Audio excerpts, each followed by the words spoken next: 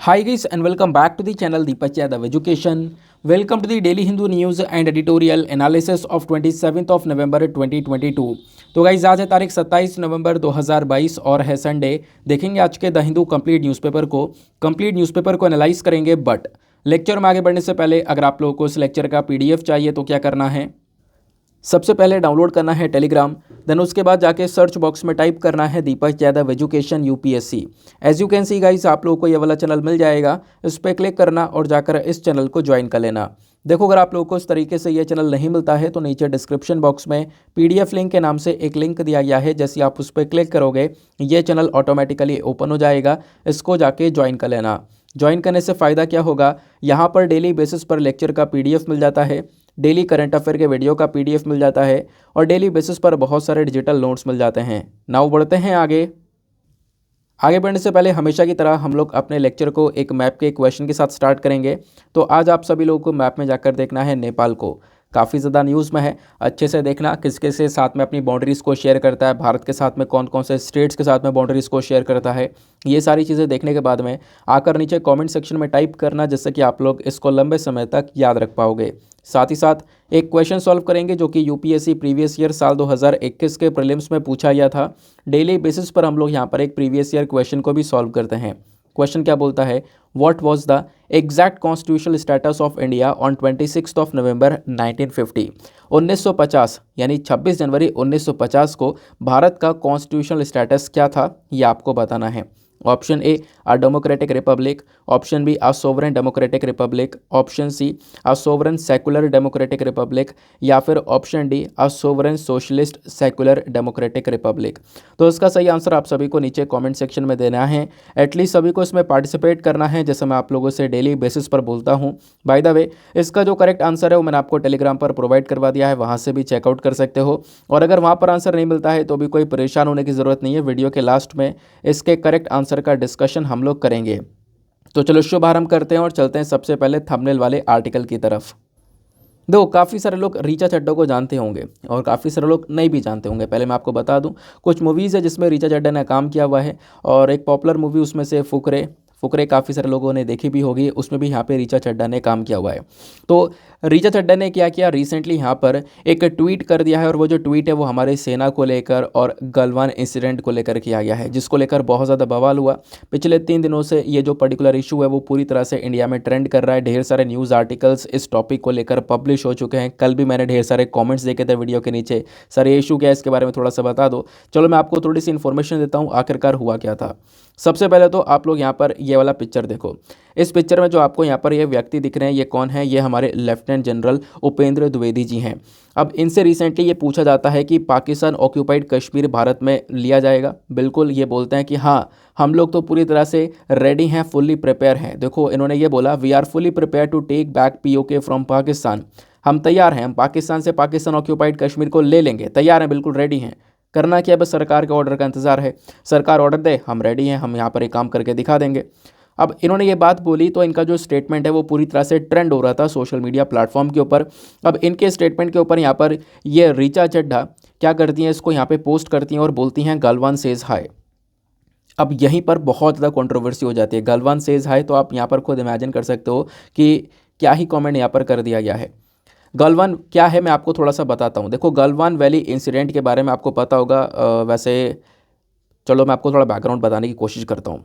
ये तारीख है 15 जून साल 2020 की बात है, ठीक है ना। शायद यही तारीख है, अगर इनकरेक्ट है तो सही तारीख नीचे कमेंट सेक्शन में डाल देना। शायद मुझे याद नहीं आ रहा है, वैसे 15 जून ही है।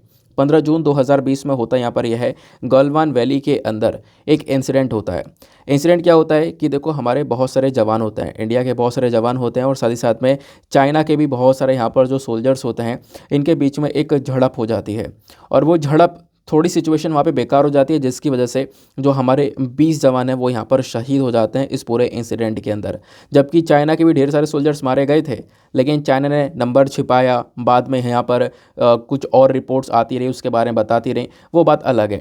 बट हुआ यहाँ पर ये हमारे 20 जवान इसके अंदर शहीद हो गए थे इस पूरे इंसिडेंट के अंदर। ये गलवान वैली इंसिडेंट था। लेकिन आप ये देखोगे कि अभी जब हमारे लेफ्टिनेंट जनरल ने इस प्रकार से स्टेटमेंट दिया कि हाँ हम लोग रेडी हैं, तो ऋचा चड्ढा का ये स्टेटमेंट आता है गलवान सेज हाय। गलवान सेज हाय मतलब कि गलवान इंसिडेंट को एक बार याद कर लेना कि गलवान में क्या हुआ था। तो आप इमेजिन कर सकते हो कि मतलब क्या ही वैल्यू, कोई वैल्यू ही नहीं है इंडियन आर्मी की इनके मन के अंदर। और फिर उसके बाद क्या होता है, काफ़ी सारे लोग इस स्टेटमेंट से बहुत ज़्यादा नाराज़ भी होते हैं। नाराज़ होने के बाद में बहुत ज़्यादा ट्रोलिंग करी गई ऋचा चड्ढा की, बहुत ज़्यादा मतलब आप कह सकते हो कि इतने सारे कमेंट्स आपको देखने को मिलेंगे ट्विटर के ऊपर ऋचा चड्ढा को लेकर। अब होता ही है कि बाद में ये जो पूरा स्टेटमेंट दिया था ये यहाँ पर डिलीट कर देती हैं। डिलीट करने के बाद में इन्होंने मेंशन किया कि मैं माफ़ी मांगती हूँ ये और वो, मेरे भी फैमिली के बहुत सारे लोग हैं, मेरा कहने का पर्पज़ ये नहीं था। तो वो चीज़ें यहाँ पर इन्होंने मेंशन करी हैं। हालांकि ये जो स्टेटमेंट है वो पूरी तरह से ट्रेंड कर चुका था और पूरी तरह से वायरल हो चुका था पूरे सोशल मीडिया प्लेटफॉर्म के ऊपर। बहुत सारे जो बॉलीवुड एक्टर्स हैं उन्होंने भी अपनी नाराज़गी जताई यहाँ पर ऋचा चड्ढा के स्टेटमेंट को लेकर। जैसे कि यहाँ पर अक्षय कुमार को आपने देखा होगा, उन अक्षय कुमार को भी हालांकि बीच में ट्रोल कर लिया गया। फिर उसके बाद में आप देखोगे अनुपम खेर जी का भी यहाँ पर एक ट्वीट देखने को मिलेगा कि देश की बुराई करके कुछ लोगों के बीच लोकप्रिय होने की कोशिश करना कायर और छोटे लोगों का काम है, और सेना के सम्मान को दांव पर लगाना इससे ज़्यादा शर्मनाक और क्या हो सकता है। ऑब्वियस ही बात है, मेंशन किया गया। देखो अगर पब्लिक स्टंट ही करना है तो आप पहली बात तो कि जो आर्मी है ना, तो आप आर्मी का यूज़ क्यों कर रहे हो। आप पब्लिक स्टंट करना चाहते हो तो आर्मी को बेसिकली यहाँ पर उनका सम्मान गिरा के आप यहाँ पे इस प्रकार से पब्लिक स्टंट करना चाहती हो। तो वो चीज़ यहाँ पर देखने को मिली है कि मतलब इनके मन में क्या ही यहाँ पर इंडियन आर्मी को लेकर वैल्यू है, अपने देश की सेना को लेकर कोई वैल्यू एग्जैक्टली है ही नहीं।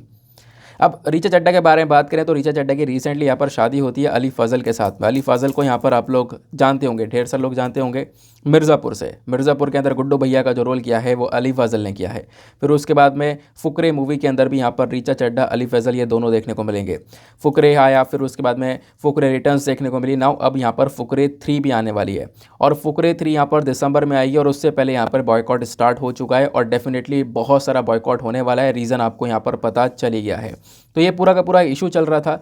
आई होप आप लोगों को समझ में आ चुका है। कल मैंने बहुत सारे कमेंट्स देखे थे, सर ये पूरा कंट्रोवर्सी क्या है, पूरा इशू क्या है, इसके बारे में आपने बताया नहीं कल।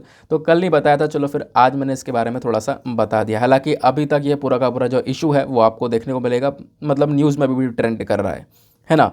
चलो आगे आते हैं, नेक्स्ट आर्टिकल पर आता है। अगला आर्टिकल काफ़ी ज़्यादा इंपॉर्टेंट होने वाला है। यहाँ पर आपको ये व्यक्ति जो दिख रहे हैं इनका नाम है अरुण सिंघल।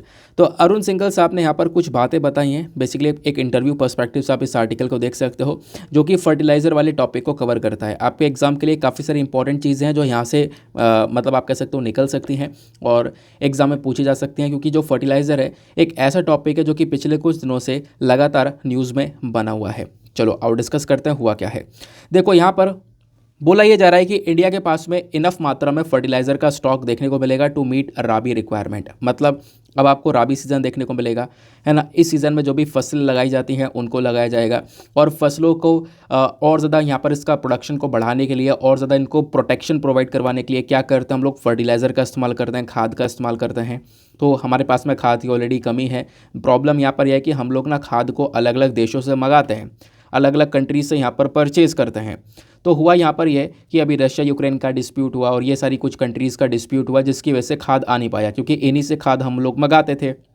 तो अब यहाँ पे हमारे यहाँ पर जो फर्टिलाइज़र मिनिस्टर हैं इनसे पूछा जाता है कि भारत यहाँ पर इस बार फर्टिलाइज़र के स्टॉक को कैसे मैनेज करेगा। जब खाद को लेकर इतनी दिक्कत देखने को मिल रही है, रशिया यूक्रेन या बेलारूस से परचेज़ करता है तो वहाँ से अभी खाद आ नहीं पा रहा है, तो प्रॉब्लम नहीं हो जाएगी राबी सीज़न के अंदर।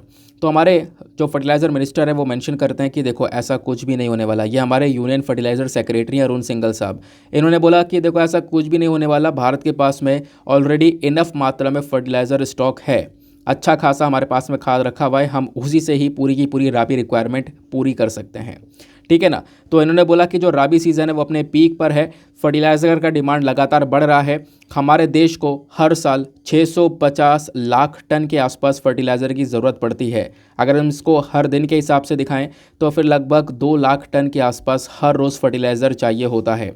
लेकिन यहाँ पर आप देखोगे कि जो यूक्रेन वॉर है, यूक्रेन वॉर की वजह से क्या होता है कि हम यहाँ से फर्टिलाइज़र नहीं ले पाते हैं। हालांकि यहीं से फर्टिलाइज़र परचेज़ किया करते थे, बट वो फर्टिलाइज़र अभी के समय पर आना काफ़ी मुश्किल हो जा रहा है इस वॉर की वजह से। तो यहाँ पे आप कह सकते हो कि हम लोग वैसे बहुत सारी कंट्रीज़ के और भी ऑप्शन बहुत सारी कंट्रीज से भी परचेज़ करते हैं उसमें कोई दिक्कत वाली बात नहीं है। जब इनसे पूछा गया कि रशिया यूक्रेन से अब कैसे आएगा रशिया से वो फर्टिलाइज़र, तो इनका कहना है we are not dependent on one country, हम लोग केवल एक देश के ऊपर डिपेंडेंट नहीं है, हम लोग अलग अलग देशों के ऊपर डिपेंडेंट है। बट दिक्कत यहाँ पर यह आ चुकी है कि उन देश के अंदर भी कहीं ना कहीं प्रॉब्लम्स देखने को मिल रही हैं। जैसे रशिया यूक्रेन का वॉर हुआ, चलो यहाँ से फर्टिलाइज़र आना बंद हो गया।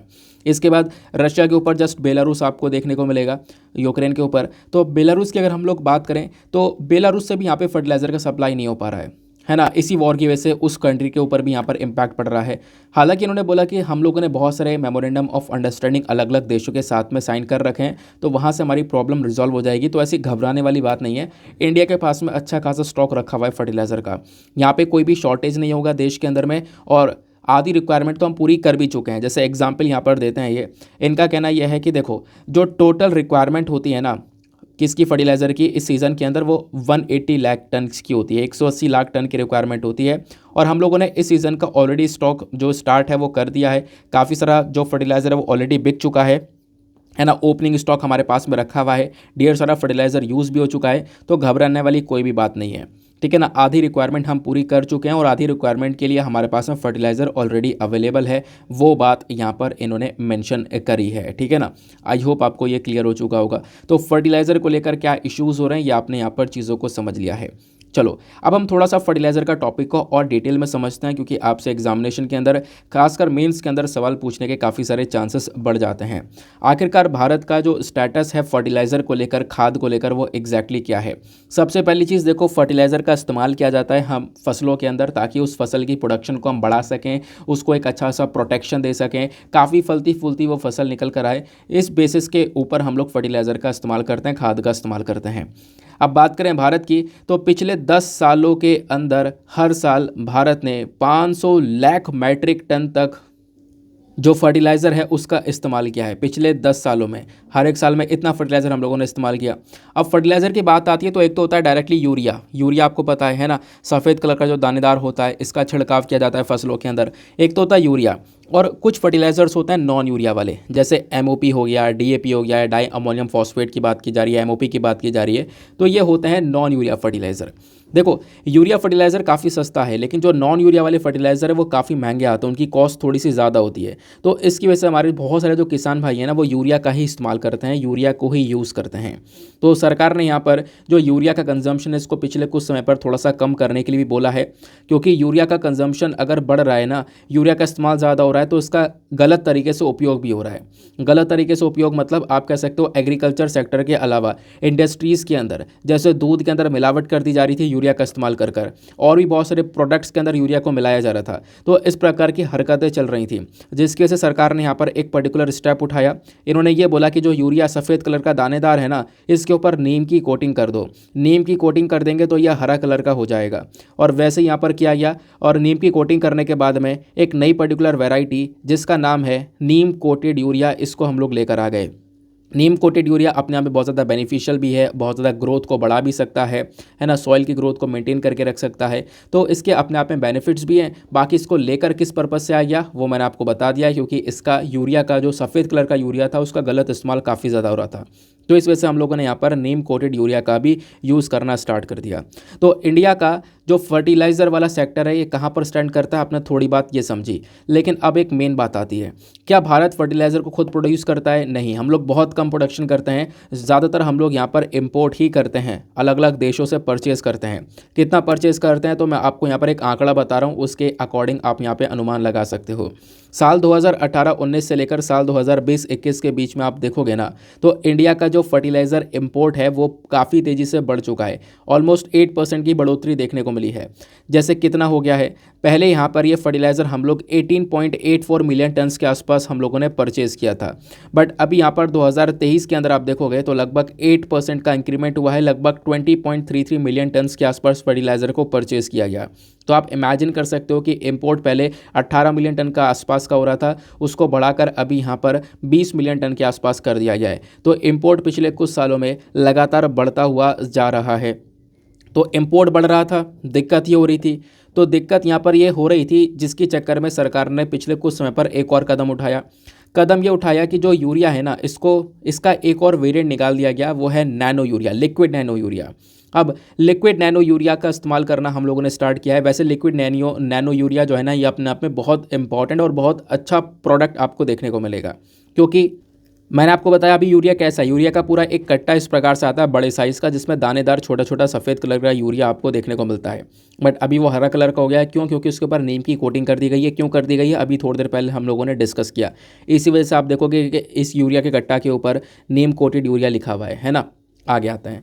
अब इसका एक मतलब ऑल्टरनेटिव निकाला गया है कि मतलब हमें पूरा बोरा परचेस करना पड़ता है, ढेर सारा यूरिया छिड़कना पड़ता है। इससे अच्छा कोई इसका ऑल्टरनेटिव नहीं आ सकता कि थोड़े यूरिया में काम हो जाए। हाँ, तो इसका एक ऑल्टरनेटिव ये निकाला गया, लिक्विड नैनो यूरिया को बनाया गया। लिक्विड नैनो यूरिया क्या है? तो इस प्रकार का एक बॉटल है ना, एक आधे लीटर की बॉटल होगी, उसके अंदर लिक्विड में होगा ये, है ना। अभी क्या है कि जो बोरे में मिलता है वो दानेदार होता है, अब ये लिक्विड वाला होगा। अब लिक्विड में होगा तो ये आधे लीटर की बॉटल होगी। इस आधे लीटर की बॉटल को पानी में घोल कर या फिर इसका बड़ा सा घोल बनाने के बाद में इसको छिड़का जा सकता है। तो ये बेसिकली यहाँ पे फैसिलिटी लेकर आए। एक जगह आप 50 किलोग्राम का कट्टा परचेस करोगे और दूसरी जगह यहाँ पर ये बॉटल परचेस कर सकते हो। तो ये बॉटल से डेफिनेटली बहुत सारे फ़ायदे होने वाले हैं। तो ये बेसिकली जो लिक्विड नैनो यूरिया है ना, ये अपने आप में एक बहुत इंपॉर्टेंट स्टेप है। काफ़ी सस्ता है, प्लस क्रॉप की प्रोडक्टिविटी को बढ़ाएगा, फार्मर की इनकम को बढ़ाएगा। अब सस्ता है तो ऑब्वियस सी बात है, पैसा यहाँ पर कम खर्च होगा, एनवायरमेंट फ्रेंडली है। अपने आप में ढेर सारे फ़ायदे इस लिक्विड नैनो यूरिया के देखने को मिलते हैं। तो भारत में यहाँ पर ये भी बनना स्टार्ट हो चुका है, ठीक है ना। अब अगर हम लोग बात करें इस लिक्विड नैनो यूरिया की, तो पहला लिक्विड नैनो यूरिया का जो प्लांट है भारत के अंदर वो कहाँ पे लगा है? तो इसका उद्घाटन हुआ था गुजरात के कलोल में। ये भी आप लोग यहाँ पर ध्यान में रख सकते हो, ठीक है ना। तो ये चीज़ थी यहाँ पर, ये फर्टिलाइज़र को लेकर स्टेटस है इंडिया का। ये अलग से मैंने डेटा प्रोवाइड करवाया, आपको मेंस में हेल्प कर सकता है, और GS paper number 3 agriculture environment के अंदर हेल्प कर सकता है, जीएस पेपर नंबर 1 ज्योग्राफी के अंदर हेल्प कर सकता है। तो ये डेटा अपने पास में ज़रूर से लिख कर रखना। नेक्स्ट आर्टिकल पर आते हैं। लेकिन अगले आर्टिकल पर बढ़ने से पहले मेक श्योर करना वीडियो पे जो लाइक का बटन है उसको प्रेस कर देना। एक छोटा सा टारगेट है 5K प्लस लाइक्स का, जिसको आप लोग अचीव करवा सकते हो। साथ ही साथ में मेरे साथ में इंस्टाग्राम पे कनेक्ट हो सकते हो। इंस्टाग्राम पे जाना, सर्च बॉक्स में टाइप करना दीपक यादव एजुकेशन, आपको ये वाला प्रोफाइल मिलेगा। यहाँ पे आप मेरे साथ में पर्सनली कनेक्ट कर पाओगे। और एक और चीज़, जो भी आपसे सवाल पूछा जाता है, जैसे स्टार्टिंग में आपसे मैप का क्वेश्चन पूछा गया, प्रीलिम्स का सवाल पूछा गया, उसके आंसर नीचे कमेंट सेक्शन में ज़रूर से देता रहा करो, जिससे यहाँ पर एक एंगेजमेंट आपका और मेरे बीच में बना रहता है। ना यहाँ पर दो इंपॉर्टेंट आर्टिकल्स आपको देखने को मिलेंगे। सबसे पहला आर्टिकल आपको यहाँ पर ये वाला देखने को मिलेगा, हिमालयन याक के बारे में चर्चा की जा रही है। जैसे आपने गाय भैंसों को देखा है ना, वैसे यहाँ पर हिमालयन याक भी उसी कैटेगरी में आता है। हालांकि यहाँ पर ये पहाड़ों में पाया जाता है। ये जो हिमालयन याक है, इसको ठंड में रहना पसंद है। इसके बॉडी पे बहुत बड़े बड़े बाल होते हैं और बहुत ज़्यादा ठंड ये बर्दाश्त कर सकता है ना। तो इस वजह से हम इसको हिमालयन याक भी बोलते हैं। तो ये न्यूज़ में क्यों है? क्योंकि हिमालयन याक को भी फूड एनिमल का टैग मिला है। फूड एनिमल का टैग मतलब इसका जो दूध है, इसका जो मीट है, उसका हम लोग यूज़ कर सकते हैं अब, है ना। इसके मिल्क को, इसके दूध को, या फिर इसके दूध से बने बाकी सारे प्रोडक्ट्स को FSSAI का टैग मिल चुका है। FSSAI आपको पता होगा, आपका जो खाने पीने की चीज़ आप खरीदते हो तो उसके पीछे FSSAI का टैग मिलता है ना। तो वही टैग यहाँ पर इसको फूड एनिमल टैग मिल चुका है FSSAI की साइड से, आप ये कह सकते हो। तो हिमालयन याक ने फूड एनिमल टैग को अर्न कर लिया है। ये किसने दिया है? ये दिया है FSSAI ने। फसाई भी यहाँ पर इसको बोला जाता है।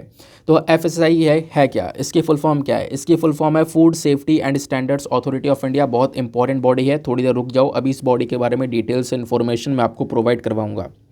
आर्टिकल बेहद इंपॉर्टेंट है, क्योंकि आपसे सवाल बन सकते हैं, और कैसे बने हैं सवाल मैं पहले वो भी दिखाऊंगा। तो हुआ क्या, अब इसको फूड एनिमल टैग दिया गया। ये जो कैटेगराइजेशन है करना काफ़ी ज़्यादा ज़रूरी था। देखो यहाँ पर इसको लेकर ना बहुत पहले से चर्चा की जा रही है। इस याक को लेकर, देखने को लेकर एक बॉडी है हमारे पास में जिसका नाम है नेशनल रिसर्च सेंटर ऑन याक, है ना। नेशनल रिसर्च सेंटर ऑन याक, ये याक के ऊपर रिसर्च वगैरह करने का काम करता है। ये सेंटर कहाँ पर है? ये अरुणाचल प्रदेश के अंदर दिरांग में आपको देखने को मिलेगा। इसने पिछले साल यहाँ पर एक प्रपोजल FSSAI के अंदर सबमिट कर दिया था कि याक को as a food animal consider किया जाए, याक को एक फूड एनिमल की तरह देखा जाए। इसका जो मिल्क है, इसका जो मीट है, उसका यहाँ पर यूज़ हम लोग कर सकें, ठीक है ना। इसको यहाँ पर एक फूड एनिमल का टैग दिया जाए, FSSAI यहाँ पर अपनी एक पहचान दे दे।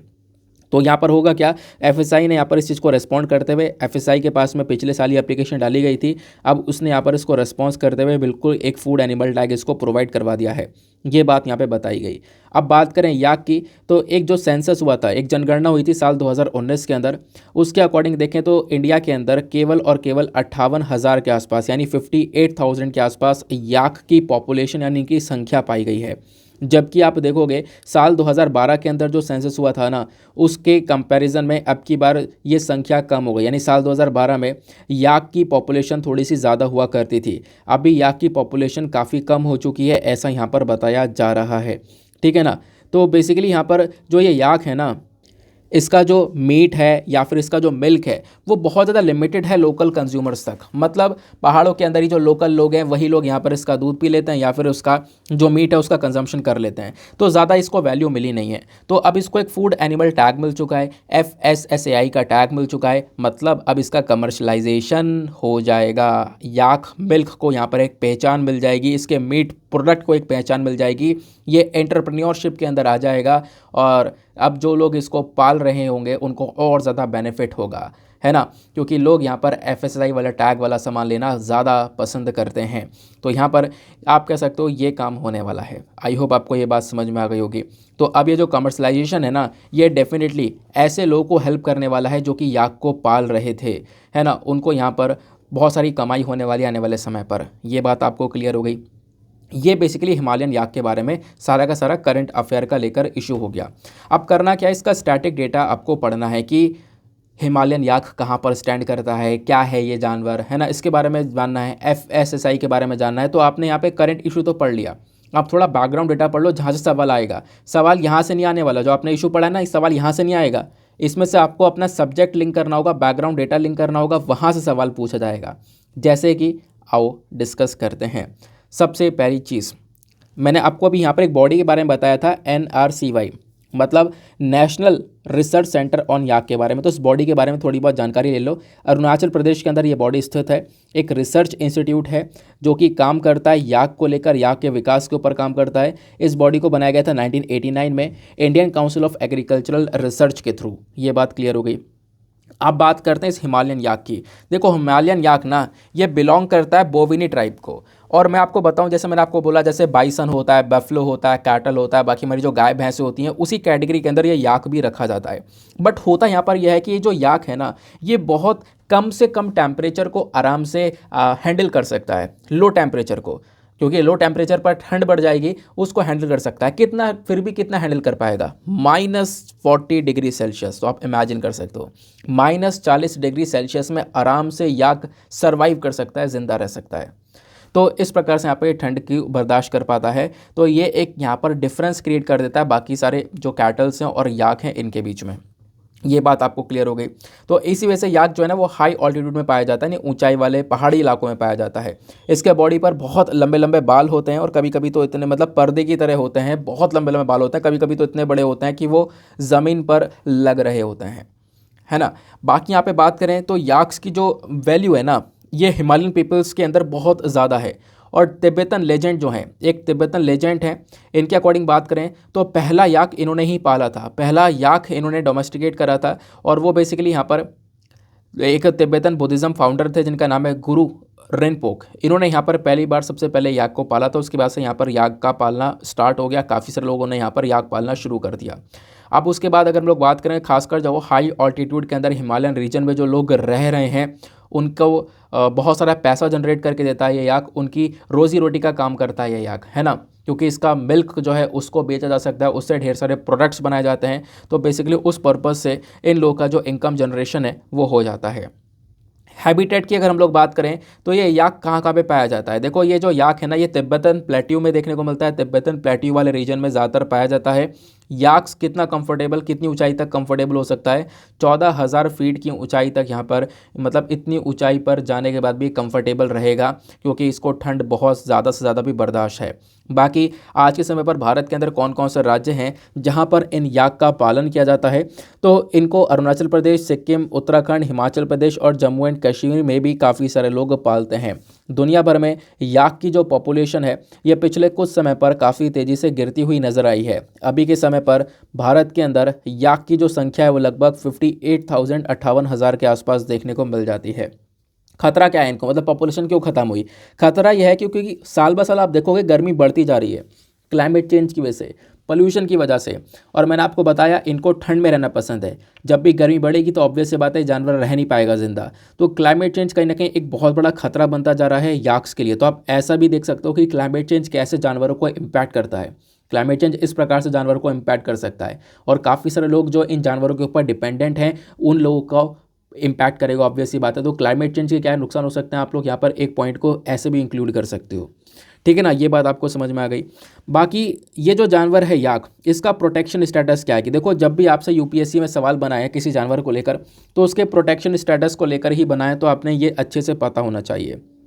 जैसे कि IUCN के अंदर इसको वल्नरेबल कैटेगरी में रखा गया है, मतलब बहुत खतरनाक सिचुएशन है इसकी, बहुत कम पॉपुलेशन बची हुई है, इसको बचाना बहुत ज़्यादा ज़रूरी है और अगर हमने इसको नहीं बचाया तो आने वाले समय पर इनकी संख्या पूरी तरह से ख़त्म हो जाएगी, ऐसा आप कह सकते हो, है ना। तो वल्नरेबल कैटेगरी में है। अब IUCN ने ना इस याक को दो पर्टिकुलर क्लासिफिकेशन में डिवाइड कर रखा है। जैसे एक तरफ यहाँ पे वाइल्ड स्पीशी वाला, एक तरफ है जंगली याक। जंगली याक को बोलते हैं बोस म्यूटस, और एक है डोमेस्टिक फॉर्म वाला याक, यानी कि जिसको हम लोग पालते हैं, उसका नाम है बोस ग्रोनेस। ये दो प्रकार के यहाँ पे आपको याक्स देखने को मिलते हैं। बाकी इसको साइट्स के अंदर अपेंडिक्स 1 में रखा है, मतलब कि जो इंटरनेशनल व्यापार है, कमर्शलाइजेशन है इसका, वो उसको हमने रोक लगा रखी है, उसके ऊपर रिस्ट्रिक्शंस ढेर सारे देखने को मिलेंगे। बाकी वाइल्ड लाइफ प्रोटेक्शन एक्ट के अंदर इसको शेड्यूल 1 में रखा गया है, मतलब इसको हाई प्रोटेक्शन प्रोवाइड करवा रखी है। अगर कोई इसका व्यापार वगैरह करता है ना तो उसके ऊपर हाई पेनल्टी लगाई जाएगी, ऐसा आप कह सकते हो। तो याक को लेकर इतनी इन्फॉर्मेशन आपको समझ में आ गई। अब आप देखोगे तो ढेर सारे सवाल आपसे बन सकते हैं, जैसे कि यूपीएससी ने साल 2022 में यानी इसी साल प्रीलिम्स में पूछ लिया था। सवाल क्या था, which of the following is not a bird. यहाँ पर आपको 4 नाम दिए गए और पूछा गया इनमें से बताओ बर्ड नहीं, क्या चीज़ बर्ड नहीं है ना। Gold mahseer, Indian night jar, spoon bill, white ibis, इनमें से बर्ड क्या नहीं, चिड़िया क्या नहीं है। तो इसका करेक्ट आंसर है ऑप्शन नंबर 1 गोल्ड महासीर, है ना। गोल्ड महासीर यहाँ पे न्यूज़ में था, आपको पता होगा। तो इस प्रकार से यहाँ पे याक को लेकर भी सवाल आपसे बन सकता है। ये बात क्लियर हो गई। चलो आगे आते हैं। अब बात करते हैं, यहीं पर इस आर्टिकल में एक और बॉडी के बारे में चर्चा की गई थी, वो है FSSAI। ये बॉडी क्या है, आओ थोड़ा सा यहाँ पर इसके बारे में डिस्कशन करते हैं। FSSAI बेसिकली एक ऑटोनॉमस बॉडी है, ministry of health and family welfare के अंडर में ये बॉडी आती है, हमारी सरकार के अंडर में। और इस बॉडी को बनाया गया है एक एक्ट के अंदर में। उस एक्ट का नाम क्या है, food safety and standards act 2006। आपने बहुत सारे खाने पीने के सामान देखे होंगे, उस पैकेट के पीछे FSSAI लिखा हुआ होगा, है ना, यानी कि उसका यहाँ पे अप्रूवल मिला हुआ है इस पर्टिकुलर फूड को। तो FSSAI बना है बहुत सारे एक्ट्स को हटाकर। 2006 में आया ये एक्ट, मैंने आपको बताया। 2006 से पहले अलग अलग एक्ट हुआ करते थे, जैसे प्रिवेंशन ऑफ फूड एडल्ट्रेशन, यानी खाने के अंदर जो मिलावट है उसको रोकने के लिए यहाँ पर एक्ट था हमारे पास में 1954 का। फिर उसके बाद में फ्रूट प्रोडक्ट्स ऑर्डर था 1955 का। ऐसे कई एक्ट थे। इन सब एक्ट को ख़त्म करने के बाद में ये FSSAI को बनाया गया था। ये बात आपको क्लियर हो गई। तीसरा पॉइंट और देखो इसके बारे में कि जो FSSAI है ना, इसको हेड किया जाता है एक नॉन एग्जीक्यूटिव चेयरपर्सन के थ्रू। एक ऐसे चेयरपर्सन जिसको अपॉइंट किया जाता है हमारी सेंट्रल गवर्नमेंट के थ्रू, हमारी केंद्र सरकार डायरेक्टली अपॉइंट करती है, वो चेयरपर्सन इसको हेड करते हैं। ये बात आपको क्लियर हो गई। ये जो FSSAI है ना, ये किसी director general of health service के अंदर में नहीं आता है, मतलब कोई हेल्थ सर्विसेज होती है ना, उसका जो डायरेक्टर जनरल होता है उसके अंडर में ये नहीं आता है। ध्यान रखना है, इसको डायरेक्टली यहाँ पर एक चेयरपर्सन के थ्रू देखा जाता है, और वो जो चेयरपर्सन है वो हमारी केंद्र सरकार अपॉइंट करती है। ये बात आपने यहाँ पे क्लियर हो जानी चाहिए। अब FSSAI का मेन काम क्या है, तो इसका मेन काम है रेगुलेट करना। ध्यान रखना, जो हमारा फूड है, खाने पीने की जो चीज़ें हैं उनकी मैन्युफैक्चरिंग के ऊपर उसको रेगुलेट करना, उसका स्टोरेज, डिस्ट्रीब्यूशन, उसका सेल, इंपोर्ट, इन सब चीज़ों को यहाँ पर रेगुलेट करने का काम करता है, ताकि जो लोग हैं, ह्यूमन बींग्स हैं, जो बाकी सारे जो लोग हैं ना, उन सब के पास में एक अच्छा खाना, एक सेफ़ फूड यहाँ पे पहुँच सके, आप ऐसा कह सकते हो। उस चीज़ को इंश्योर करने का काम करता है FSSAI। आई होप आपको ये क्लियर हो चुका है। तो आप कहोगे इतना सारा आपने क्यों बता दिया, क्या बकवास कर रहे हो, कोई सवाल वगैरह बन जाएगा क्या FSSAI वगैरह से? हाँ बिल्कुल बन जाएगा। साल 2018 में यूपीएससी ने ऑलरेडी सवाल पूछा हुआ है FSSAI को लेकर। चलो इसको मैं FSSAI बोल देता हूँ, है ना। तो सवाल 2018 में क्या था, यहाँ पे 2 स्टेटमेंट्स दिए गए FSSAI को लेकर। सबसे पहला स्टेटमेंट है कि जो ये food safety and standard act 2006 है, इसने prevention of food adulteration act 1954 को रिप्लेस किया है, यानी पुराने वाले एक्ट को ख़त्म करके ये वाला एक्ट आया है। क्या ये सही है? जी बिल्कुल सही है, अभी हमने थोड़ी देर पहले ही पढ़ा था। दूसरा स्टेटमेंट यहाँ पर दिया गया है, food safety and standard authority of India, यानी कि FSSAI जो है ना, ये director general of health service के अंडर में आता है। ऐसा बिल्कुल भी नहीं है, ये बात मैंने भी आपको थोड़ी देर पहले ही बताई है। ये बेसिकली एक चेयरपर्सन के अंडर में आती है बॉडी, और वो चेयरपर्सन हमारी केंद्र सरकार अपॉइंट करती है ना, वो हमने डिस्कस किया। तो इसका स्टेटमेंट 2 बिल्कुल गलत हो जाएगा। यानी स्टेटमेंट 1 ही बिल्कुल सही है। तो इसका आंसर क्या होना चाहिए? इन दोनों स्टेटमेंट में से कौन सा स्टेटमेंट सही होना चाहिए? इन ऑप्शंस में से सही ऑप्शन लगाओ तो ए जो है ना वो इसका करेक्ट आंसर हो जाएगा, ठीक है ना। तो इस प्रकार से यहाँ पे आप देखोगे सवाल पहले बने हुए हैं। तो आर्टिकल वो पढ़ो जहाँ पे काफ़ी कुछ इंपॉर्टेंट चीज़ें आपको मिल जाएंगी एग्जाम के पर्सपेक्टिव से। उसके बाद में आते हैं अगले आर्टिकल की तरफ। नेक्स्ट आर्टिकल आपको ये देखने को मिलेगा, इस वाले आर्टिकल को आप लोग GS paper number 2 international relation से रिलेट कर पाओगे। इंडिया और भूटान के रिलेशंस के बारे में डिस्कशन किया जा रहा है। तो हुआ यहाँ पर यह है कि अभी भारत ने काफ़ी सैटेलाइट्स को लॉन्च किया है, ढेर सारी सैटेलाइट्स को लॉन्च किया है, उसमें से यहाँ पर एक भूटान की सैटेलाइट को भी लॉन्च किया है। तो इंडिया भूटान सैट ये नैनो सैटेलाइट को लॉन्च किया है, जिसके बेसिस पर यहाँ पे बताया जा रहा है कि इंडिया और भूटान के रिलेशंस और ज़्यादा मजबूत होते हुए नज़र आ रहे हैं। एक न्यू एरा यहाँ पर देखने को मिल रहा है इंडिया भूटान के रिलेशंस को लेकर। मैं आपको एक पिक्चर यहाँ पर दिखाना चाहूँगा, वो ये वाला है। तो हुआ यहाँ पर यह है कि जो PSLV C-54 है, ये जो रॉकेट है ना, इसने सक्सेसफुली 9 सैटेलाइट को अभी अलग अलग ऑर्बिट्स के अंदर कल लॉन्च किया, जिसको लेकर ये इन्फॉर्मेशन दी गई है। और यहाँ पे आप कह सकते हो जो ये अलग अलग ऑर्बिट्स में 9 सैटेलाइट्स लॉन्च करे गए हैं, उन 9 सैटेलाइट्स के बारे में ये इन्फॉर्मेशन है। जैसे कि यहाँ पर एक INS-2B, ये एक बेसिकली इंडिया और भूटान वाला सैटेलाइट है, इसको लॉन्च किया। भूटान का सैटेलाइट हम लोगों ने लॉन्च कर रखा है। यहाँ पर आनंद वाले सैटेलाइट लॉन्च कर रहे हैं, आनंद फ्रॉम पिक्सल। फिर यहाँ पे कुछ सैटेलाइट्स हैं थाईबोल्ट को लेकर और 2 यहाँ पर है ध्रुवा स्पेस को लेकर। देन एस्ट्रोकैट के यहाँ पर आपको सैटेलाइट्स देखने को मिलेंगे। तो ये कुछ सैटेलाइट्स हम लोगों ने लॉन्च करे हैं, जिसमें से सबसे ज़्यादा फोकस दिया जा रहा है इंडिया और भूटान वाली सैटेलाइट को लेकर। इंडिया भूटान ने यहाँ पर आप कह सकते हो कि ये सैटेलाइट जो लॉन्च करी है, इसके बेसिस पर दोनों कंट्रीज़ के जो रिलेशंस है, खासकर स्पेस के मामले में जो रिलेशंस हैं वो और ज़्यादा मजबूत होते हुए नज़र आएंगे। तो ये एक joint India Bhutan satellite initiative था, जिसको यहाँ पे लॉन्च किया है इसरो ने। यहाँ पर भूटान के ये सैटेलाइट को लॉन्च किया है और इससे यहाँ पर एक नया एरा स्टार्ट हो चुका है। ये बात है खुद यहाँ पे भूटान के जो मिनिस्टर्स हैं उनका कहना है। यहाँ पे देखो भूटान इंफॉर्मेशन एंड कम्युनिकेशन जो मिनिस्टर हैं वो भी यहाँ पे अवेलेबल थी जब ये इंडिया भूटान सैटेलाइट को यहाँ पे लॉन्च किया गया। और ये सैटेलाइट किसने बनाई है? ये सैटेलाइट यहाँ पर दोनों कंट्रीज़ ने मिलकर डेवलप करी हैं और भारत लगातार यहाँ पे भूटान को उनके स्पेस सेक्टर में सपोर्ट कर रहा है। अब हालांकि यहाँ पर उसको लॉन्च करने की फैसिलिटी भूटान के पास में नहीं है, तो ऑब्वियसली यहाँ पर इंडिया से वो अपनी सैटेलाइट्स को लॉन्च करवाता है। अच्छा चलो, ये जो सैटेलाइट है गई है, ये भूटान के लिए गई है। अब ये भूटान की क्या मदद करेगी? ये भूटान की हाई रिजोल्यूशन इमेजेस को प्रोवाइड करवाएगी। भूटान की जो लैंड है, जो ज़मीन है, उसकी मैपिंग कर उसकी इमेजेस देगी, है ना। उनके नेचुरल रिसोर्सेज को मैनेज करने का काम करेगी। एग्रीकल्चर और फॉरेस्ट्री को लेकर सारा डेटा ऊपर से यहाँ पर हाई इमेजेस के अंदर प्रोवाइड करवाया करेगी। तो ये यहाँ पर भूटान की इस प्रकार से मदद होने वाली है। साथ ही साथ में एक रिटन मैसेज के अंदर जो भूटान के प्राइम मिनिस्टर हैं उन्होंने लिखा है कि देखो एक नया एरा स्टार्ट हो चुका है इंडिया भूटान के रिलेशंस के अंदर में। और ये बात हमारे प्राइम मिनिस्टर की साइड से ही बोली गई थी कि देखो अब यहाँ पर इंडिया का जो स्पेस रिलेशनशिप है भूटान के साथ में वो और ज़्यादा मजबूत होने को रेडी है, क्योंकि हम लोगों ने इस प्रकार से इस सैटेलाइट को लॉन्च किया। ये बात आपको क्लियर हो गई। तो इसमें अब एग्ज़ाम में पूछा जा सकता है, पहली बात तो सैटेलाइट का नाम, है ना। तो इंडो भूटान SAT करके यहाँ पर ध्यान रखना, इस सैटेलाइट को यहाँ पे लॉन्च किया गया। उसके अलावा इस आर्टिकल से कुछ भी ध्यान रखने की ज़रूरत नहीं है। आप ये सैटेलाइट का नाम तो आपको वनडे एग्जामिनेशन के अंदर पूछा जा सकता है, बट अब अगर हम लोग UPSC के लिए प्रिपेयर कर रहे हैं तो आपको इंडिया और भूटान के रिलेशंस पता होने चाहिए। इन दोनों के आखिरकार रिलेशंस किस प्रकार से हैं। चलो मैं आपको रिलेशंस थोड़े से बता देता हूँ। आप कोई भी स्टैटिक बुक उठाओगे तो वहाँ पर इसी प्रकार से आपको ये सारे के सारे रिलेशंस देखने को मिलेंगे। तो सबसे पहली बात, इंडिया भूटान बायलैटरल रिलेशंस। देखो इनका जो बेसिक रिलेशनशिप है ना इंडिया और भूटान का, वो यहाँ पर होता है एक ट्रीटी के माध्यम से। इन दोनों कंट्रीज़ के बीच में 1949 में 1949 में एक ट्रीटी साइन करवाई जाती है, वो थी treaty of friendship and cooperation. ये दोनों देश मिलकर साइन करते हैं और इसकी मदद से यहाँ पर दोनों देशों के बीच में काफ़ी सारी शांति बनाई गई और तब से ही दोनों मिलकर साथ में काम करते रहते हैं। इस ट्रीटी को हालांकि वापस से साल 2007 में रिवाइज़ किया गया। हाउएवर अगर आप देखोगे जो भूटान है ना, इसने यहाँ पर अग्री किया कि है इंडिया के साथ में मिलकर काम करेगा फॉरेन पॉलिसी में। दोनों नेशंस मिलकर आपस में एक दूसरे के साथ में बातचीत करेंगे फॉरेन और डिफेंस अफेयर्स को लेकर। इस प्रकार से बातचीत स्टार्ट हो गई।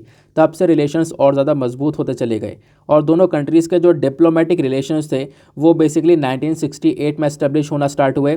यानी कि हमने अपना ऑफिस यहाँ पे भूटान के अंदर खोला, भूटान ने अपना ऑफिस इंडिया में खोला, है ना। यानी कि एक स्पेशल ऑफिस था इंडिया का, ये थिम्पू के अंदर खोला गया। भूटान का अपना खुद का जो डिप्लोमेटिक ऑफिस है वो यहाँ पर इंडिया में खोला गया। इस प्रकार से रिलेशंस बढ़ने लगे। अब बात करें बॉर्डर्स की, तो भूटान यहाँ पर अपना एक बहुत बड़ा बॉर्डर शेयर करता है इंडिया के साथ में। खासकर इंडिया के अंदर जो अलग अलग राज्य हैं, असम, अरुणाचल प्रदेश, वेस्ट बंगाल, सिक्किम, इन सभी राज्यों के साथ में भूटान अपना बॉर्डर शेयर करता है। कितने किलोमीटर का ये बॉर्डर है? 699 किलोमीटर्स का ये बॉर्डर देखने को मिलेगा। और सबसे बड़ी बात यहाँ पर यह है कि मान लो यहाँ पर ये इंडिया है, बीच में भूटान है और ऊपर चाइना है, तो इंडिया और चाइना के बीच में बफर एरिया का काम करता है। बीच में यहाँ पर एक गैप खाली छोड़े रखता है ये भूटान। भूटान का अपने आप में एक बहुत बड़ा इंपॉर्टेंस देखने को मिलेगा भारत के लिए, क्योंकि यहाँ पर देखो मैंने आपको बताया ना, एक बफर जोन की तरह काम करता है चाइना से। बेसिकली यहाँ पर चाइना और इंडिया के बीच में ये एक जगह बना लेता है, जिसकी वजह से यहाँ पर इंडिया चाइना के जो रिलेशंस हैं ना, वैसे ही बहुत ज़्यादा ख़राब हैं, इसको आगे और ज़्यादा ख़राब होने से रोकता है। दूसरा यहाँ पर आप देखोगे कि जो सिलीगुड़ी कॉरिडोर है ना, सिलीगुड़ी कॉरिडोर को चाइना से प्रोटेक्शन प्रोवाइड करवाता है, क्योंकि सिलीगुड़ी कॉरिडोर बेसिकली 22 किलोमीटर का एक कॉरिडोर है। कहाँ पर है मैं आपको दिखाता हूँ मैप में। तो यहाँ पर आपको देखने को मिलेगा इंडिया का मैप, और यहाँ पर मैं बात कर रहा था सिलीगुड़ी कॉरिडोर की। ये वाला जो रीजन है ना, ये सिलीगुड़ी कॉरिडोर कहलाता है, जो कि इंडिया को हमारे नॉर्थ ईस्टर्न स्टेट्स के साथ में कनेक्ट कर कर रखता है। ठीक है ना, ये रहा सिलीगुड़ी कॉरिडोर। अब यहाँ पर आप देखोगे जो पूरा कॉरिडोर है ये बहुत इंपॉर्टेंट है इंडिया के लिए।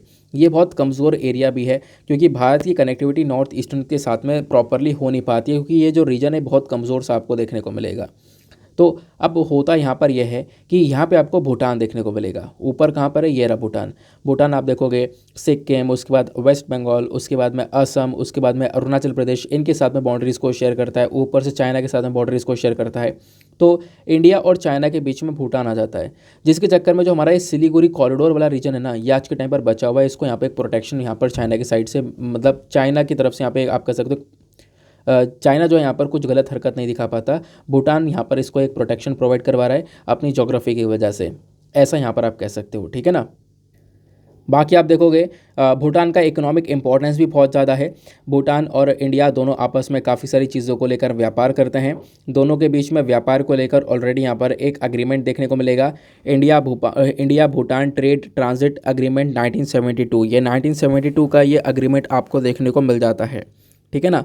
बाकी यहाँ पे बात करें तो देखो भूटान के साथ में कनेक्शन हमारे बहुत अच्छे हैं, जिसकी वजह से जो नॉर्थ ईस्टर्न स्टेट्स हैं उनको मदद मिल जाती है। जैसे अरुणाचल प्रदेश, आसाम को यहाँ पे ढेर सारे बेनिफिट्स मिल जाते हैं। वहाँ पे भी व्यापार का काफ़ी बड़ा, मतलब आप कह सकते हो कि जो व्यापार है उस वाले पर्टिकुलर एरिया से भी हो जाता है, वहाँ पे भी काफ़ी ज़्यादा हेल्प मिल जाती है। उसके बाद में इंडिया भूटान के बीच में काफ़ी सारे हाइड्रो प्रोजेक्ट्स आपको देखने को मिलेंगे। इंडिया ने यहाँ पे 3 हाइड्रो इलेक्ट्रिक प्रोजेक्ट्स भूटान के अंदर बनाए हैं। एक का नाम है चूखा हाइड्रो इलेक्ट्रिक प्रोजेक्ट, फिर उसके बाद है करीचू, देन उसके बाद में ताला। ये अलग अलग हाइड्रो इलेक्ट्रिक प्रोजेक्ट्स भारत ने भूटान में बनाए हुए हैं, जिसमें से बहुत सारी जो एनर्जी है वो हम लोग यहाँ पे भूटान से लेते भी हैं। अब हाल ही में क्या क्या डेवलपमेंट्स हुए हैं इंडिया भूटान के बीच में, तो मैत्री इनिशिएटिव के तहत आपको पता होगा भूटान पहला देश बना था जिसको कोविशील्ड वैक्सीन यहाँ पर प्रोवाइड करवाई गई थी। तो भारत ने इस पर्टिकुलर इनिशिएटिव के तहत भूटान को सबसे पहले कोविशील्ड वैक्सीन को प्रोवाइड करवाया था। उसके बाद यहाँ पर फाइनेंशियल कनेक्टिविटी भी एक बहुत बड़ा इंपॉर्टेंस है। पिछले कुछ टाइम में यहाँ पे आप देखोगे एक बहुत बड़ी चीज़ ये भी हुई है। यहाँ पे हुआ क्या है कि भूटान के अंदर हमने रुपे कार्ड और भीम ऐप को लॉन्च कर दिया है। वहाँ पे आप रुपे कार्ड वगैरह का इस्तेमाल कर सकते हो। फिर यहाँ पर तीसरी चीज़ है इंडिया भूटान सैटेलाइट। या आप देखोगे पिछले कुछ समय पर स्पेस सेक्टर में भी दोनों कंट्रीज़ का जो इन्वॉल्वमेंट है, जो रिलेशंस है, वो काफ़ी ज़्यादा इंप्रूव हुए हैं। बात आती है फिर स्कॉलरशिप की। बहुत सारी जो स्कॉलरशिप्स हैं वो अभी अंडर ग्रेजुएट और जो पोस्ट ग्रेजुएट वाले लोग हैं, जो भूटान स्टूडेंट्स हैं, उनके लिए यहाँ पर ये अवेलेबल करवाया गया है। आप ऐसा कह सकते हो, अलग अलग नाम से स्कॉलरशिप्स चलाई गई हैं उनको सपोर्ट करने के लिए, भूटान के स्टूडेंट्स को सपोर्ट करने के लिए भारत ने ये स्कॉलरशिप्स को स्टार्ट किया हुआ है। तो ये यहाँ पर रिलेशंस स्टैंड करते हैं। ये बात आपको ध्यान में रखनी है। सवाल कैसे बन सकता है? सवाल देखो, सबसे पहली बात लोकेशंस को लेकर बन सकता है। भूटान की लोकेशन बहुत अच्छे से घोल कर पी जाना। अब होगा क्या, देखो ऐसे सवाल बनेगा। इस बार सवाल बना था यूपीएससी 2022 में, इस बार के प्रीलिम्स का सवाल था ये। सवाल ये था कंसीडर द फॉलोइंग कंट्रीज़। यहाँ पर आपको 5 कंट्रीज़ के नाम दिए गए हैं, अज़रबैजान, किर्गिस्तान, तजिकिस्तान, तुर्कमेनिस्तान और उज़्बेकिस्तान। पूछा यह गया कि इन 5 देशों में से कौन कौन से देश हैं जिसके साथ में अफ़गानिस्तान बॉर्डर्स को शेयर करता है। तो आप ये देखो, ऐसा सवाल पूछा गया था, है ना। तो आप बता सकते हो इसका आंसर फटाफट आप नीचे कॉमेंट सेक्शन में टाइप करो, आपको ये ऑप्शन दिख रहे होंगे, ठीक है ना। बाकी इसका करेक्ट आंसर यहाँ नीचे है, पीडीएफ में आपको प्रोवाइड करवा दिया गया है। आप वैसे इसका आंसर खुद से देने की कोशिश करो। चलो आते हैं नेक्स्ट आर्टिकल की तरफ। अगला आपको पता होगा संडे है और संडे में साइंस एंड टेक का पेज आता है। संडे में एडिटोरियल्स नहीं आते, लेकिन साइंस एंड टेक आता है, और साइंस एंड टेक अपने आप में बहुत ज़्यादा इंपॉर्टेंट है। दो आर्टिकल है साइंस एंड टेक में पढ़ने के लिए। एक है ये वाला, ये बात करता है मीजल्स को लेकर। मीजल्स के बारे में ऑलरेडी हम लोगों ने डिस्कशन किया हुआ है, आपको पता होगा, कोई बात नहीं, फिर भी बता दूंगा, डोंट वरी। फिर एक आर्टिकल आपको यहाँ पर ये देखने को मिलेगा, ये बात करता है ब्लैक कोरल्स के बारे में। देखो हुआ क्या, साइंटिस्ट ने अभी ब्लैक कोरल्स की कुछ नई प्रजातियाँ पाई हैं ऑस्ट्रेलिया के पास में। अभी मैं बात करूँ कोरल्स की, तो कोरल्स क्या होते हैं, समुद्र के अंदर इस प्रकार से खूबसूरत नज़ारा देखने को मिलता है कोरल्स का, ठीक है ना। ये अलग अलग यहाँ पर आप जानवर कह सकते हो, है ना, या जीव कह सकते हो, ये कुछ ऐसे जानवर हैं। अभी जो जानवर है ना कोरल्स, एक ही जगह पर ये रुके रहते हैं, यहीं पर मर जाते हैं, इनके ऊपर दूसरा निकलता है, फिर मर जाते हैं। इस प्रकार से यहाँ पर ये कोरल्स की साइकिल चलती रहती है। ये हमारे ओशन के लिए बहुत इंपॉर्टेंट है। इनको आज के समय पर बहुत ज़्यादा नुकसान भी पहुँच रहा है, बहुत सारे इश्यूज़ कोरल्स फेस कर रहे हैं। बट अगर हम लोग बात करें, ये जो कोरल्स है ना, इनमें यहाँ पर नई नई प्रजातियाँ मिलती रहती हैं। और एक सबसे बड़ा कोरल कहाँ पे पाया जाता है, मतलब सबसे बड़ा का मतलब है सबसे बड़ा एरिया जहाँ पे बहुत ज़्यादा कोरल्स पाए जाते हैं, वो कहाँ पर है, वो आपको ऑस्ट्रेलिया में देखने को मिलेगा, ऑस्ट्रेलिया के पास में, ठीक है ना। हालांकि बहुत सारी जगह पर, हर जगह पर पाया जाता है, भारत के आसपास भी आपको ये कोरल्स देखने को मिलेंगे, है ना, वो बात अलग है। अभी मैं आपको वो भी बताऊंगा कि भारत के अंदर कहाँ कहाँ पर कोरल्स देखने को मिलते हैं। तो कोरल्स की पिक्चर दिखानी थी, ये आप लोगों ने पिक्चर देख ली।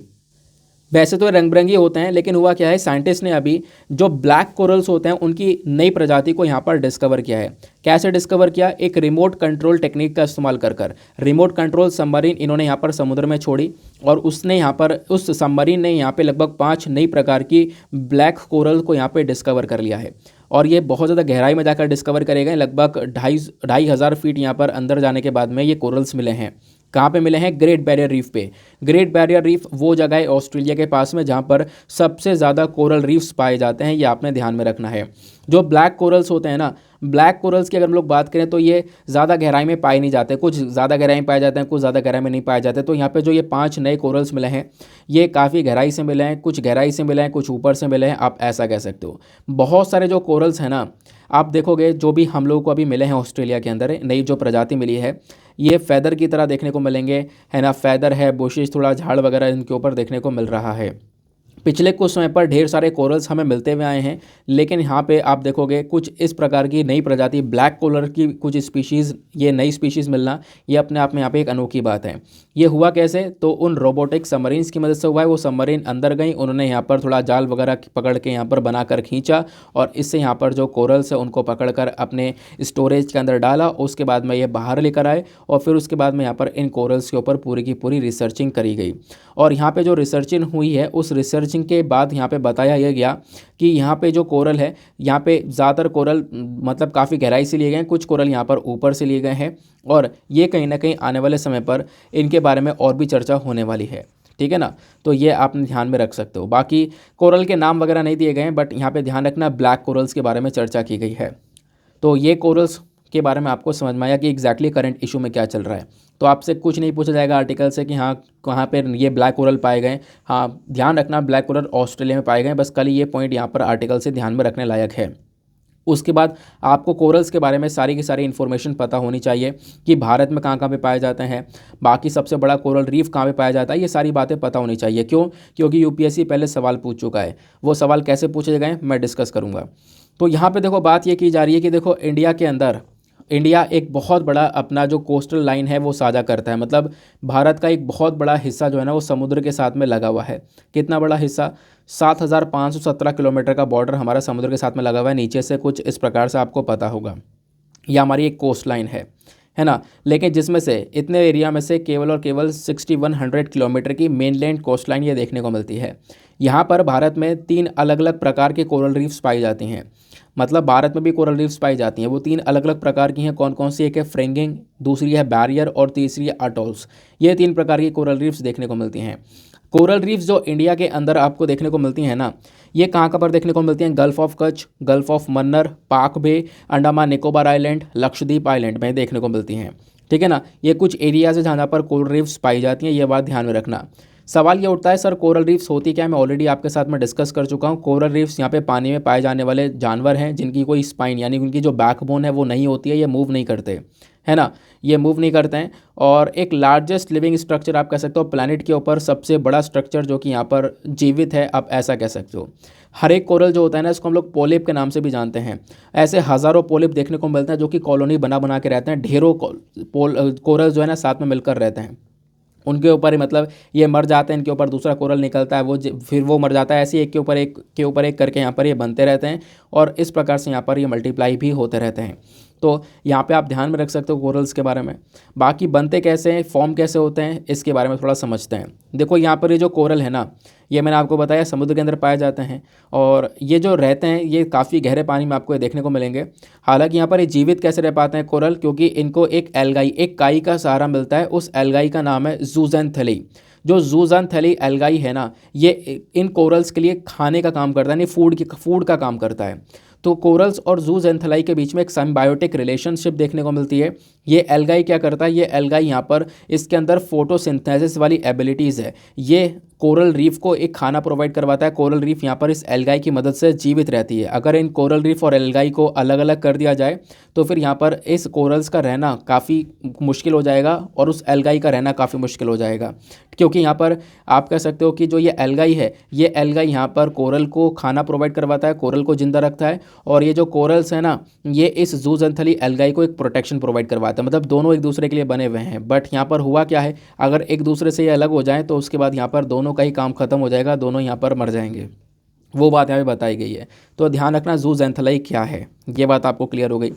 अब बात ये आती है कि जो ये कोरल है ना, या फिर जो कोरल रीफ्स हैं, ये भारत के लिए, सॉरी भारत के लिए कह रहा हूँ, ये ह्यूमंस के लिए और खासकर जो मैरीन लाइफ है, जो हमारे समुद्र हैं, उसके लिए क्यों इतना इंपॉर्टेंट है। सबसे पहली चीज़ देखो, कोरल इसलिए भी इंपॉर्टेंट है क्योंकि हमारे कोस्टल एरियाज़ को प्रोटेक्शन प्रोवाइड करवाता है। जो कोरल रीफ है ना, ये एक बैरियर का काम करते हैं। बैरियर का काम करता है मतलब देखो, जो ओशन की लहरें होती हैं, कभी कभी बहुत ज़्यादा तगड़ी लहरें होती हैं जो कि हमारे तट वाले एरिया को डैमेज कर सकती हैं, वहाँ पे नुकसान पहुँचा सकती हैं। तो उन लहरों को कमज़ोर करने में ये मदद करता है कोरल रीफ, आप ऐसे कह सकते हो। तो एक नेचुरल बैरियर का काम करता है जो कि समुद्र के स्तर को, समुद्र का जो बहाव है उसको यहाँ पर कंट्रोल करने में थोड़ा मददगार साबित होता है। तो पहला तो यहाँ पर इसका बेनिफिट ये है। दूसरा, फूड सोर्स का बेनिफिट है। बहुत सारी जो मछलियाँ इंसान खा रहे हैं जहाँ पर उनको प्रोटीन मिल रहा है ढेर सारा, है ना, तो ये बहुत सारी मछलियाँ कैसे जीवित रह पा रही हैं, ये कोरल्स के ऊपर डिपेंडेंट होती हैं। कुछ मछलियाँ, ऐसा नहीं है कि सभी मछलियाँ कोरल्स के ऊपर डिपेंडेंट और बहुत ज़्यादा हैं, लेकिन फिर भी बहुत सारी मछलियाँ होती हैं जो कि पूरी तरह से एंटायरली कोरल्स के ऊपर ही डिपेंडेंट होती हैं।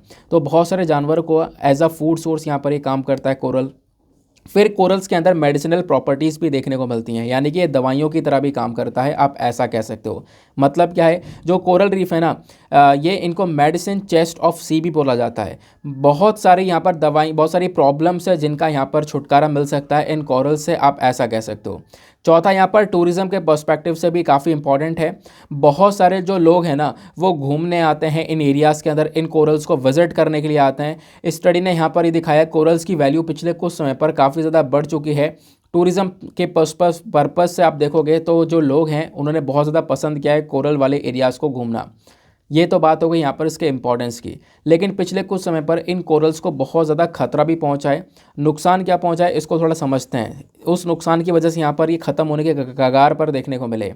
जो कोरल्स हैं ना, ये इतने सारे खतरे को फेस कर रहे हैं डायरेक्टली और इनडायरेक्टली, या फिर बहुत सारे जो ह्यूमन एक्टिविटीज़, और ह्यूमन एक्टिविटीज़ से भी कोरल्स को बहुत ज़्यादा नुकसान हो रहा है। साइंटिस्ट का मानना यहाँ पर यह है कि जो ये कोरल रीफ है ना, ये आने वाले समय पर 2050 तक आप देखोगे बहुत सारे खतरे फेस करने वाला है। और कोरल रीफ में मतलब आप इमेजिन करो कि 75% यहाँ पर ये जो कोरल रीफ है ये बहुत ज़्यादा खतरा फेस करेगा आने वाले समय पर, ऐसा यहाँ पर बताया गया। अब बात ये होती है कि खतरे हैं क्या, मतलब खतरे की बात आती है तो कौन सा खतरा हो गया। तो सबसे पहले आपको ग्लोबल वार्मिंग देखने को मिलेगा। जो ग्लोबल वार्मिंग है ना, यानी कि लगातार जो गर्मी बढ़ रही है, टेम्परेचर इंक्रीज़ हो रहा है, इससे क्या हो रहा है, पानी और ज़्यादा एसिडिक हो रहा है ना। इससे यहाँ पर डायरेक्टली जो हमारा कोरल इकोसिस्टम है वो पूरी तरह से डैमेज होता हुआ नज़र आ रहा है। तो यहाँ पर आप देखोगे कि जो ग्लेशियर्स है, जो बर्फ़ है, वो लगातार पिघल रही है। इससे पानी का जो समुद्र का लेवल है वो काफ़ी ज़्यादा बढ़ रहा है। इससे कोरल रीफ्स को यहाँ पे नुकसान पहुँच रहा है ना। ये चीज़ यहाँ पर देखने को मिल रही है। आई होप आपको ये क्लियर हो रहा होगा, क्योंकि यहाँ पर ज़्यादा गर्मी में रहना पसंद करते नहीं हैं। जब वाटर ज़्यादा एसिडिक हो जाएगा तो ये कहीं ना कहीं कोरल सिस्टम्स को पूरी तरह से डैमेज कर देगा, ऐसा यहाँ पर बोला गया। दूसरा, यहाँ पे एक खतरा है कोरल ब्लीचिंग का। कोरल ब्लीचिंग क्या होता है, कोरल ब्लीचिंग ये होता है कि जब जब समुद्र का पानी गर्म होगा, मैंने आपको बताया क्लाइमेट चेंज है, पानी गर्म हो रहा है, उससे नुकसान पहुंच रहा है कोरल्स को। अब नुकसान कैसा पहुंच रहा है इसको समझने की कोशिश करना। जब समुद्र गर्म होगा तो इससे यहाँ पर क्या होगा, समुद्र गर्म होने से होगा ये कि जो एक सिम्बायोटिक रिलेशनशिप देखने को मिल रहा था, मैंने आपको थोड़ी देर पहले बताया था, जो कोरल्स होती हैं और जो जूजेंथेलाई एल्गी होती है, इन दोनों के बीच में एक रिलेशन होता है। बट होता क्या है यहाँ पर, इस कोरल ब्लीचिंग के अंदर उस गर्मी की वजह से जो एल्गाई है ना, उस एल्गाई के ऊपर बहुत ज़्यादा स्ट्रेस पड़ता है, वो एल्गाई यहाँ पर ख़त्म होती है, वो एल्गाई हट जाती है। और एल्गाई हट जाएगी तो इससे क्या होगा, यहाँ पर आप कह सकते हो एल्गाई हट जाएगी तो ऑब्वियस सी बात है कोरल तो एल्गाई के बिना जिंदा रहेगा नहीं, वो मर जाएगा। तो इस प्रकार से यहाँ पर आपको ये कोरल ब्लीचिंग देखने को मिल रही है और इसके पीछे जिम्मेदार है ग्लोबल वार्मिंग। ठीक है ना, ये बात आपको क्लियर हुई। तो ये भी एक खतरा है। उसके बाद मैरीन पॉल्यूशन, ये तो बहुत इंपॉर्टेंट सी चीज़ है। हो क्या रहा है कि लगातार पॉल्यूशन, लगातार प्रदूषण आपको देखने को मिल रहा है। समुद्र के अंदर ढेर सारा प्रदूषण देखने को मिल रहा है, प्लास्टिक की फॉर्म में प्रदूषण देखने को मिल रहा है, अदर एक्टिविटीज़ की फॉर्म में प्रदूषण देखने को मिल रहा है, जिसकी वजह से यहाँ पर ये जो कोरल्स हैं ना, इनको सांस लेने में काफ़ी परेशानियाँ हो रही हैं। क्योंकि ये जो कोरल्स हैं इनके लिए सांस लेना बहुत इंपॉर्टेंट है, और सांस अगर अच्छे से ना ले पाएँ तो ऑब्वियस सी बात है ये कोरल्स मर भी जाएंगे। तो ये प्रॉब्लम्स यहाँ पर देखने को मिल रही है। सी पॉल्यूशन बढ़ रहा है और कोरल्स को नुकसान पहुँचा रहा है। तो आप कहोगे इतनी सारी बातें बताई हैं, क्या सवाल बनेगा? बिल्कुल बनेगा। कैसे बनेगा आओ एक बार देख लेते हैं। यूपीएससी ने साल 2014 में एक सवाल पूछा है। सवाल क्या है, which of the following have coral reefs?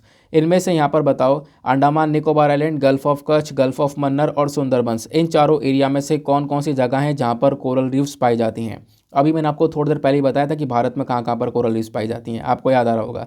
तो अंडमान निकोबार नाम था, बिल्कुल था, गल्फ ऑफ कच्छ था, गल्फ ऑफ मन्नार था, सुंदरबन नहीं था।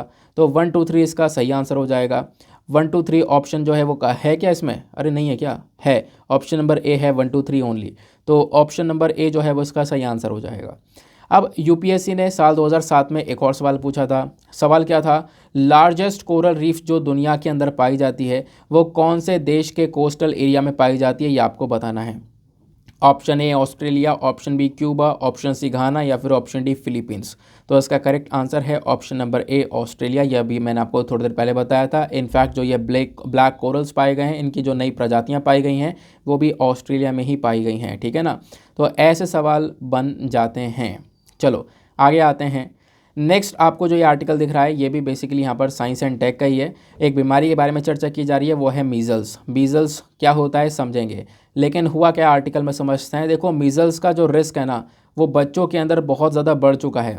नवंबर 24 तक का डेटा देखें तो लगभग 233 मीज़ल्स के इन्फेक्शन के केस निकल कर आ चुके हैं, 13 मौतें हो चुकी हैं मुंबई के अंदर। रीसेंट डेटा के अकॉर्डिंग बात करें तो 538 के आसपास कंफर्म केसेस पाए जा रहे हैं महाराष्ट्र के अंदर इस साल। फिर ऐसे ही बहुत सारे केसेस मीज़ल्स के बिहार, गुजरात, हरियाणा, झारखंड, केरला में देखने को मिल रहे हैं। और ख़ासकर अनवैक्सीनेटेड चिल्ड्रन जिनको यहाँ पर वैक्सीन नहीं मिल पाई है, इन बच्चों के अंदर आप देखोगे जो जानलेवा खतरा है वो बहुत ज़्यादा बढ़ चुका है। मतलब उनकी जान को बहुत बड़ा खतरा पहुँच चुका है, ऐसा आप कह सकते हो, है ना। तो ये जो मीज़ल्स ऑब्वियस सी बात है जान ले सकता है, इसके अंदर इतनी सारी कैपेसिटी देखने को मिलती है। अब ये मीज़ल्स के जो केसेस इंक्रीज़ हो रहे हैं ये कहीं ना कहीं दुनिया भर में और इंक्रीज़ हो सकते हैं, पूरे भारत भर में फैल सकते हैं। तो उसको लेकर यहाँ पर ये चर्चा की जा रही है। तो बात ये हम करने वाले हैं कि आखिरकार ये मीज़ल्स है क्या और मीज़ल्स को कैसे हम रोक सकते हैं। देखो इसकी ऑलरेडी वैक्सीन है, लेकिन अगर वैक्सीन नहीं लगाई जाती है तो ऑब्वियस सी बात है ये जानलेवा बीमारी बन जाती है बच्चों के लिए। खासकर बच्चों को बुरी तरह से ये अफेक्ट करती है। मीज़ल्स में इस प्रकार से बॉडी पर लाल लाल कलर के बड़े बड़े रैशेस देखने को मिल जाते हैं, बड़े बड़े छत्ते पड़ जाते हैं, ये मीज़ल्स के अंदर देखने को मिलता है। तो मीज़ल्स क्या है? Measles basically highly contagious viral disease है। देखो यहाँ पर इसकी फैलने की संभावना भी काफ़ी ज़्यादा है, और मतलब आप कह सकते हो कि एक मतलब डेथ का भी एक बहुत बड़ा कारण यहाँ पर है, और खासकर बच्चों के अंदर ये बहुत बुरी तरह से फैल सकता है, जैसे मैंने आपको इसके बारे में बताया। हालांकि इसकी वैक्सीन अवेलेबल है, लेकिन उसके बावजूद भी मीज़ल्स आज के समय पर इंडिया में फैल रहा है।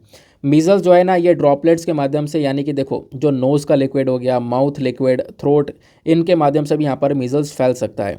लक्षण की बात करें तो स्टार्टिंग में 10 से 12 दिन, जैसे कि यहाँ पर किसी को मीज़ल्स का इन्फेक्शन हुआ तो 10 से 12 दिन के अंदर अंदर ये लक्षण देखने को मिलेंगे। 10 से 12 दिन के बाद बेसिकली उसमें लक्षण में क्या होगा, बुखार होना या फिर नाक बहना, है ना, आंखें लाल हो जाना। तो इस प्रकार के यहाँ पे लक्षण देखने को मिल जाते हैं इस मीज़ल के अंदर में। बाकी मोस्ट सीरियस जो कॉम्प्लिकेशंस है उसमें क्या निकल कर आता है, इंसान को दिखना बंद हो जाता है, या फिर जो ये इन्फेक्शन है इससे ब्रेन स्वेलिंग हो जाती है, जो दिमाग है ना वो सूज जाता है, या फिर डायरिया जैसी प्रॉब्लम्स, डिहाइड्रेशन या रेस्पिरेटरी इन्फेक्शंस जैसे यहाँ पर बन सकता है। तो ये मोस्ट सीरियस कॉम्प्लिकेशंस जो कि यहाँ पर मीज़ल्स की वजह से हो सकते हैं। वल्नरेबिलिटी की अगर हम लोग बात करें तो देखो मीज़ल के केसेस ना सबसे ज़्यादा पुअरली नॉरिश्ड बच्चों को अफेक्ट करते हैं, यानी कि ऐसे बच्चे जिनको एक अच्छा खाना नहीं मिल पाया है, जिनका पोषण अच्छा नहीं है, उनको बुरी तरह से ये अफेक्ट करता है। ऐसे बच्चे जिनके अंदर विटामिन मिनरल्स की काफ़ी बड़ी कमी है ना, स्पेशली दोस्त जिनके अंदर विटामिन ए की कमी है, उनका इम्यून सिस्टम बहुत ज़्यादा वीक है, उनको ये मीज़ल्स बुरी तरह से अफेक्ट करता है। बाकी मीज़ल्स को हम रोक सकते हैं, बिल्कुल रोक सकते हैं। मीज़ल्स के लिए वैक्सीनेशंस अवेलेबल है, बट यहाँ पर आप देखोगे वैक्सीनेशंस का जो कवरेज है वो प्रॉपर अवेलेबल नहीं है। मतलब वैक्सीन तो है हमारे पास में, लेकिन उनको कवर कैसे किया जा रहा है, लोगों को कैसे दिया जा रहा है, वो चीज़ें डिपेंड करती हैं। और वैक्सीन कवरेज अगर अच्छा नहीं होगा तो ऑब्वियस सी बात है मीज़ल अपने आप में एक खतरनाक बीमारी बनती हुई नजर आएगी। तो बीमारी को लेकर हर साल सवाल बनता है, मैंने आपको बता दिया था। साल 2005 में सवाल बना था न्यूमोकोनोसिस को लेकर, मैंने आपके साथ में रिसेंटली डिस्कस भी किया था। न्यूमोकोनोसिस बीमारी जो है ये वर्कर्स को अफेक्ट करती है। कौन से वर्कर को? जो कि कहाँ कहाँ पे काम करते हैं। Option A tanneries, option B coal mining industry, option C distillery, या फिर ऑप्शन डी ग्लास इंडस्ट्री। मतलब न्यूमोकोनोसिस कौन सी जगह पर काम करने वाले वर्कर्स को अफेक्ट करता है? तो यहाँ पर यह है option number C, coal mining industry. Coal mining industry के अंदर जो भी यहाँ पर व्यक्ति काम करता है ना, वहाँ पे बहुत सारा धूल, डस्ट, एस्बेस्टॉस डस्ट होता है, तो इसकी वजह से यहाँ पर न्यूमोकोनोसिस होने के काफ़ी सारे चांसेस होते हैं। तो इस प्रकार से हमें मीज़ल्स को लेकर भी आपसे सवाल बन सकता है। तो ये था डिस्कशन। आई होप आपको यहाँ पर काफ़ी सारी चीज़ें क्लियर हो चुकी हैं। ये हम लोग आर्टिकल्स को ऑलरेडी डिस्कस कर चुके हैं। कुछ आर्टिकल और भी डिस्कस करने थे, वो यहाँ पर मैं आपके साथ में कल डिस्कस करूँगा। आज वीडियो ऑलरेडी काफ़ी लेट हो चुका है। देखो यार, सुबह वीडियो आया ही नहीं था, मतलब सुबह द हिंदू न्यूज़पेपर पब्लिश ही नहीं हो पाया था, तो मैंने सोचा वीडियो अपलोड ही नहीं हो पाएगा आज, बट बड़ा लेट पब्लिश हुआ, 5:30 बजे के आसपास। तो फिर चलो मैंने सोचा कि यार अब बना देते हैं कंटेंट, उसके बाद अपलोड कर लेते हैं। अब यहाँ पर एक छोटा सा आर्टिकल आपको और देखने को मिलेगा, वो बात करता है बर्थ सर्टिफिकेट के बारे में। किस चीज़ के बारे में? Birth certificate. बर्थ सर्टिफिकेट को कंपलसरी किया जा रहा है जॉब्स के लिए, ड्राइविंग लाइसेंस के लिए, पासपोर्ट के लिए और वोटिंग राइट्स के लिए। अब ये क्या हुआ है, सरकार ने यहाँ पे एक प्रपोजल रखा है। इन्होंने यहाँ पर ये बोला कि जो बर्थ सर्टिफिकेट है इसको मैंडेटरी कर दिया जाएगा, इसको कंपलसरी कर दिया जाएगा हर जगह के अंदर। चाहे आपको कहीं पर एजुकेशन इंस्टीट्यूशन के अंदर एडमिशन लेना हो तभी बर्थ सर्टिफिकेट लगेगा, या वोटर लिस्ट के अंदर, या कोई सेंट्रल स्टेट गवर्नमेंट जॉब के अंदर हो गए, या ड्राइविंग लाइसेंस, पासपोर्ट, हर चीज़ के लिए यहाँ पर ये बर्थ सर्टिफिकेट लगेगा। इस प्रकार से यहाँ पर एक चेंज किया जा रहा है, एक अमेंडमेंट किया जा रहा है बिल के अंदर, एक अमेंडमेंट किया जा रहा है एक एक्ट के अंदर में। वो एक्ट कौन सा है? वो है registration of birth and death act. Registration of birth and death act 1969 का है एक्ट है, ये बहुत पुराना एक्ट है। इसके अंदर एक अमेंडमेंट करा जा रहा है, चेंजेस करे जा रहे हैं। अब ये जो बिल है ना, ये बिल कब प्रेजेंट होगा? तो ये बिल अभी विंटर सेशन के अंदर पार्लियामेंट में प्रस्तावित किया जाएगा, रखा जाएगा। और बेसिकली यहाँ पर आप कह सकते हो दिसंबर 7 से विंटर सेशन स्टार्ट होगा, तब पॉसिबिलिटी है इस बिल को रखा जाए। और मांग ये की जा रही है कि हर चीज़ में बर्थ सर्टिफिकेट को मैंडेटरी कर दिया जाए। आपके पास में बर्थ सर्टिफिकेट है ना, तो यहाँ पर आप कह सकते हो कि उसके बेसिस पर आप jobs, driving licence, passport, voting rights के लिए एलिजिबल हो जाओगे। बाकी अब फटाफट हम लोग अपने प्रीलिम्स के सवाल के आंसर को देखते हैं कि what was the exact constitutional status of India on 26 जनवरी 1950। 26 जनवरी 1950 को भारत का कॉन्स्टिट्यूशनल स्टेटस क्या था? तो उसका करेक्ट आंसर है option number B, a sovereign democratic republic. तो कॉन्स्टिट्यूएंट असेंबली 26 नवंबर 1950 को एडॉप्ट करती है। हमारा जो कॉन्स्टिट्यूशन है वो पूरी तरह से तैयार हो जाता है, साइन होकर रेडी हो जाता है। तो जो कॉन्स्टिट्यूशनल स्टेटस इंडिया का है 26 नवंबर 1950 का, वो बन जाता है सोवरेन डेमोक्रेटिक रिपब्लिक, ठीक है ना। क्योंकि यहाँ पर आपको वर्ड्स जो है ना, मतलब जैसे इसमें सोशलिस्ट सेकुलर वाले वर्ड भी हैं, तो सोशलिस्ट सेकुलर वर्ड तो बाद में आए थे, वो सब हम लोगों ने 42nd कॉन्स्टिट्यूशनल अमेंडमेंट एक्ट के तहत ऐड करे थे। तो यहाँ पर जो ऑप्शन नंबर सी डी है ये तो वैसे ही एलिमिनेट हो जाते हैं, क्योंकि बाद में वर्ड आए थे सोशलिस्ट सेकुलर करके। उस समय पर basically Bharat sovereign democratic Republic बना था, ये आपको ध्यान में रखना है, ठीक है ना। तो 26 नवंबर 1950 तक इंडिया क्या था, मतलब उस समय क्या था? तो उस समय बेसिकली सोवरेन डेमोक्रेटिक रिपब्लिक था। तो दैट इज़ वाई यहाँ पर जो ऑप्शन भी है वो यहाँ पर सही उत्तर देखने को मिलेगा। चलो इसके साथ में करते हैं लेक्चर को समाप्त और मिलते हैं आप लोगों से अगले वीडियो में। आज के लिए bye bye, have a nice day, thank you and जय हिंद।